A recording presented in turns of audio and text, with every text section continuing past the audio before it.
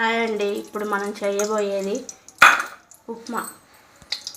ఆవాలు, జీలకర్ర, శనగపప్పు, వేరుశనగపప్పు వేయించుకుందాం.